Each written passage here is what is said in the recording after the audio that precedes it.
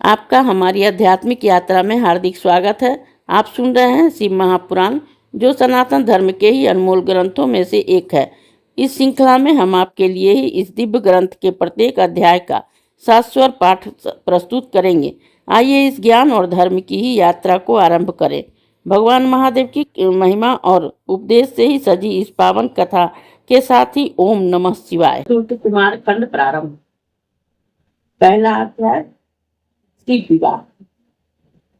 नारद जी बोले, हे ब्राह्मण, अब आप मुझे यह बतलाइए कि लोक का कल्याण करने वाले शंकर जी ने पार्वती जी के साथ विवाह कर कैलाश पर्वत पर जाकर क्या किया, उसको पुत्र कैसे हुआ तथा तारकासुर का वध कैसे हुआ।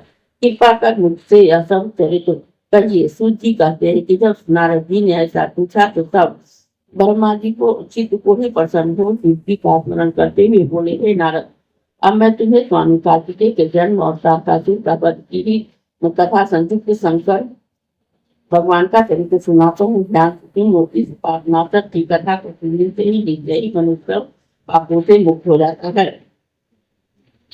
जब पार्वती के साथ विवाह कर शिव जी कैलाश पर आए तो वहां उनकी अत्यंत शोभा हुई। उन्होंने ही देवताओं का कार्य पूर्ण करने का विचार किया। भगवान शंकर के गणों ने ही प्रसन्न होकर अनेकों उत्सव मनाए। देवता प्रसन्न होकर अपने लोक को चले गए। पश्चात महादेव शंकर कल्याण स्वरूप श्री पार्वती को भी लेकर ही एक अत्यंत मनोहर निर्जन स्थान में चले गए और वहां ही रति वर्धक सज्जा बनाकर देवताओं के सहस्त्रों वर्षों का ही पार्वती के साथ विहार करते रहे। उन्हें रात दिन की कुछ भी सूचना न रही। धर्म लोक के प्रवर्तक भगवान शंकर के एक क्षण के ही समान बहुत समय को व्यतीत कर दिया। यह देखकर ही समस्त इंद्रादिक देवताओं ने तो मेरी पर्वत पर गोष्ठी की और यह विचार किया कि शंकर ने अब तक कोई पुत्र उत्पन्न नहीं किया है, अब ये किस लिए विलप कर रहे हैं। तब मुझे ब्रह्मा को आदमी बनाकर इस अपेक्षा विष्णु जी के पास गए, अपना अभिष्ट कहा और यह भी निवेदन किया कि हजारों वर्षों से भगवान रस क्रीड़ा में रत हैं, अब इससे विरत नहीं होते। तब विष्णु जी ने मुझसे कहा कि इसकी कुछ भी चिंता न कीजिए, सर्वथा कल्याण होगा। आइए हम सब भगवान शंकर की ही शरण में चले, क्योंकि जो प्रसन्नता पूर्वक भगवान शंकर की शरण में चले जाते हैं उनको कहीं भी भय नहीं रहता है। शिव जी का ही संभोग कौन कर सकता है। हजार वर्ष पूर्व होते ही वे स्वयं की अपनी इच्छा से ही विरत हो जाएंगे। जो स्त्री पुरुष का वियोग करता है उसे जन्म जन्म में स्त्री पुरुषों का वियोग करना पड़ता है। मुनेन्द्र दुर्वासा से में इस इंद्र का ही रंभा से वियोग हो गया भी तो कराया था, जिसके कारण उन्हें अपनी स्त्री का वियोग सहना पड़ा था। बृहस्पति जी ने कामदेव का फिर वियोग कराया था, इसलिए 6 महीने के भीतर ही चंद्रमा ने उसे स्त्री का हरण कर लिया था।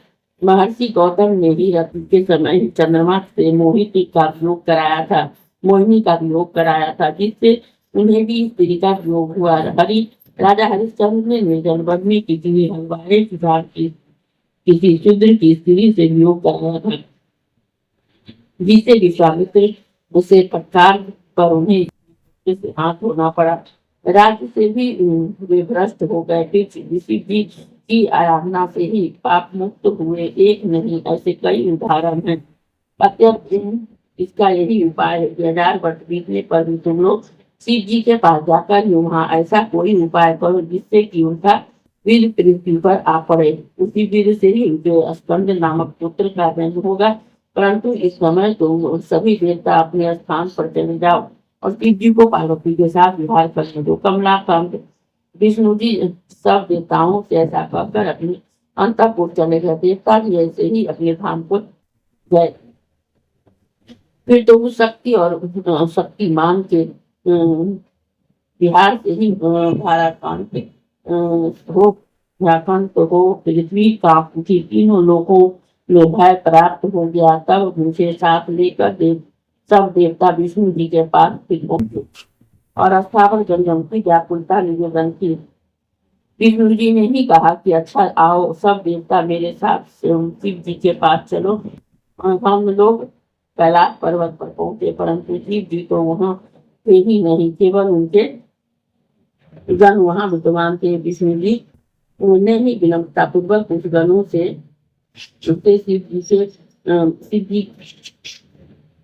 शिव जी का पता पूछा। गणों ने बताया कि लीलाधाम भगवान शंकर यहाँ पार्वती जी के मंदिर में गए हैं, परंतु नहीं ज्ञात है कि वे वहाँ क्या कर रहे हैं। तब हम लोग शिव जी के द्वार पर गए और विष्णु जी के लोग प्रभु शंकर जी की बड़ी स्तुति की। तारकासुर से देवताओं की रक्षा के लिए उनका कष्ट निवेदन किया। उस समय शिव जी की स्तुति करते हुए भगवान विष्णु ने नेत्रों में से आंसू भर आए थे। देवताओं ने दुख का कोलाहल मच किया। तारकासुर से दुखी देवता भगवान शंकर की स्तुति करने लगे। इस अध्याय के श्रवण हेतु आपका हृदय से धन्यवाद। हम आशा करते हैं कि शिव महापुराण की यह दिव्य कथा आपको आध्यात्मिक शांति और गहन ज्ञान प्रदान कर रही होगी। कृपया अगले अध्याय के लिए हमारे साथ जुड़े रहें और अपने सुझाव एवं भावनाएं कमेंट के माध्यम से अवश्य साझा करें। धर्म, भक्ति और ज्ञान की इस पावन यात्रा में आपका साथ हमारे लिए अत्यंत मूल्यवान है। ओम नमः शिवाय। यदि यह प्रस्तुति आपको पसंद आई हो, लाइक करें, कमेंट करें, सब्सक्राइब जरूर करें, बेल आइकॉन दबाना ना भूलें ताकि अगला अध्याय आपसे छूटे नहीं। और इस पावन ज्ञान को ही शेयर करें अपने परिवार और मित्रों तक।